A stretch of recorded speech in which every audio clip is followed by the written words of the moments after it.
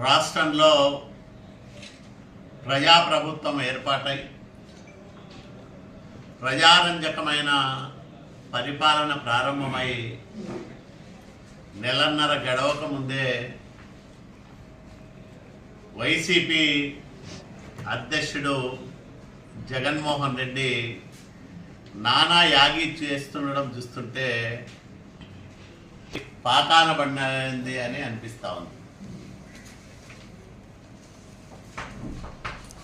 జనం ఇచ్చిన కోలుకోలేని తేరుకోలేని జగన్మోహన్ రెడ్డి ప్రభుత్వం పైన అవాండాలు వేస్తూ ఉన్నాడు. శాంతి భద్రతల సమస్య ఉందని ఒక అసత్య ప్రచారాన్ని జనంలోకి బలంగా తీసుకెళ్లే కుట్రలకు తెరదీశాడు. నేను ఒకటే అడుగుతా ఉన్నా, జగన్మోహన్ రెడ్డి పరిపాలనలో వందల మంది టీడీపీ నాయకులను, ప్రజలను, మేధావులను, ముఖ్యంగా దళితులను, మైనార్టీలను, బీసీలను వైసీపీ గుండాలు ఊచపోత కోశారు. ఏ ఒక్కరోజైనా శాంతి భద్రతల గురించి ముఖ్యమంత్రి హోదాలో జగన్మోహన్ రెడ్డి మాట్లాడా అని నేను అడుగుతా ఉన్నా. దళిత మేధావి డాక్టర్ సుధాకర్ని జగన్ ప్రభుత్వం బలి తీసుకుంది అన్నాడు. మరి ఎందుకు స్పందించలేదు? ఒక చంద్రయ్య దారుణ హత్య కానీ, నందం సుబ్బయ్య దారుణ హత్య కానీ, అంటే బీసీలను అతి కిరాతకంగా వైసీపీ గుండాలు హత్య చేస్తే ముఖ్యమంత్రి హోదాలో ఒక్కటంటే ఒక్క రోజైనా కనీసం స్పందించలేదు. మరి ఈరోజు రషీద్ హత్యను రాజకీయ ప్రయోజనాల కోసం వాడుకోవాలని చూస్తూ ఉన్నాడు జగన్మోహన్ రెడ్డి. రషీద్ హత్యకు తెలుగుదేశం పార్టీకి ఏమన్నా సంబంధం ఉందా? రషీదు, జిలాను అనే ఇద్దరు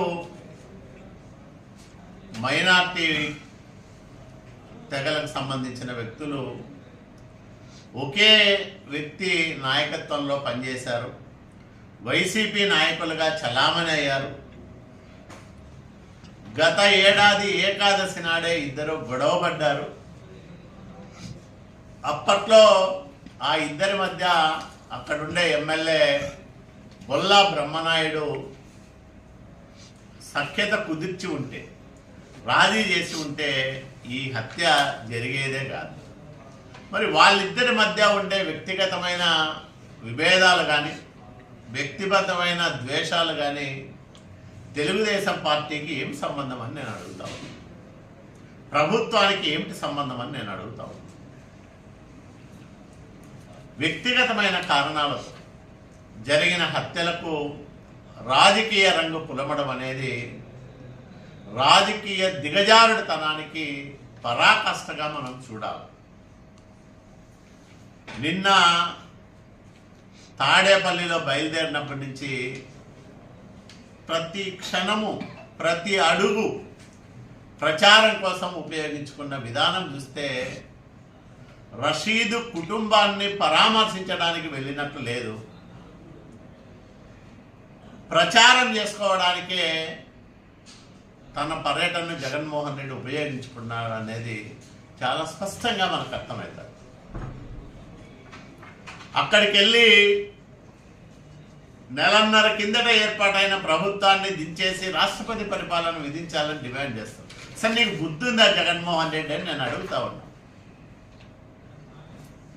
ఇంకా నిన్న లేక మొన్న ప్రభుత్వం ఏర్పాటైతే నెలన్నర కూడా నువ్వు ఓపిక పెట్టలేవా? నిన్ను 11 సీట్లకే పరిమితం చేశారు ప్రజలు.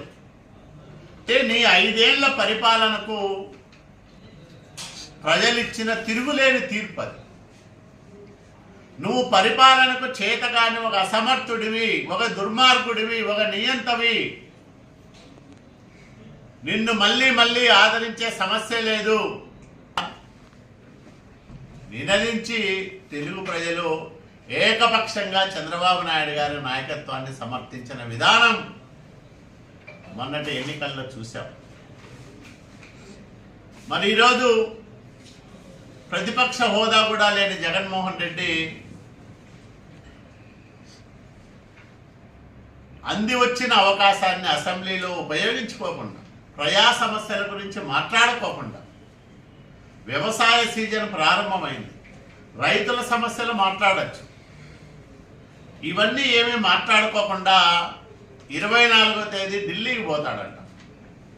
ఇతను పోతాడంట, వాళ్ళ ఎమ్మెల్యేలను మించిపోతాడంట, వాళ్ళ ఎమ్మెల్సీలను మించిపోతాడు. ఒకవైపు అసెంబ్లీ జరిగే సమయంలో నువ్వు ఢిల్లీలో ధర్నా పెట్టుకున్నావంటేనే నీకు ప్రజా సమస్యలపైన చిత్తశుద్ధి లేదు, నిన్ను ఎన్నుకున్న పులివెందుల ప్రజలపైన కూడా నీకు బాధ్యత లేదు అనే విషయం స్పష్టంగా అర్థమవుతుంది.